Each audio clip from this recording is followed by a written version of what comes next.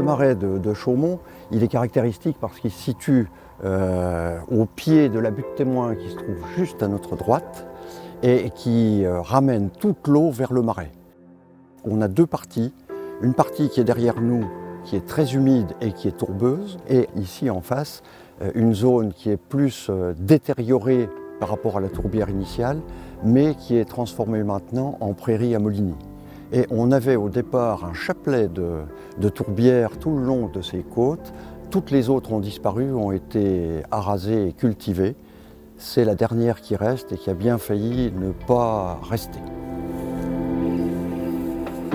Le département m'avait demandé si je n'avais pas des animaux qui pouvaient entretenir cet espace-là pour éviter le refermement de cette zone. Donc les poneys, non seulement ils mangent les graminées qui sont présentes ici, mais en même temps les repousses de saules, etc. Et ils empêchent le refermement de la zone. Ce sont des animaux qui n'ont pas de gros besoins alimentaires, donc ça correspond bien par rapport à ces milieux naturels qui sont un peu difficiles. Ces activités-là m'ont remis l'agriculteur au milieu de la nature, et moi c'est ça que j'aime bien.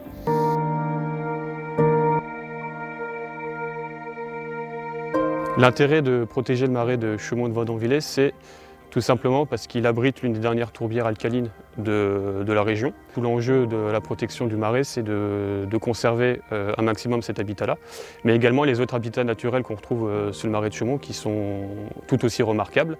Il offre aussi une biodiversité riche, avec des espèces aussi en danger d'extinction.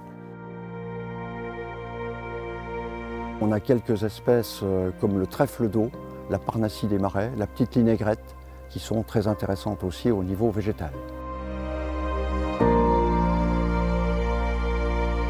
Le site est classé Natura 2000. Dans sa politique d'espace naturel sensible, le département a acquis en 2004 les 11 hectares qui s'appellent le cœur du marais, donc sur le marais de Chaumont-de-Vendonvillers. Le département a souhaité ouvrir le marais au public afin d'en faire un ambassadeur des milieux naturels en Meuse pour que les gens soient sensibilisés sur la préservation des zones humides et plus globalement de la biodiversité. C'est pour tout le monde en fait, donc tout le monde arrive à s'y retrouver. On peut considérer donc que c'est un site majeur du réseau des espaces naturels sensibles et en quelque sorte comme la vitrine de ce réseau meusien.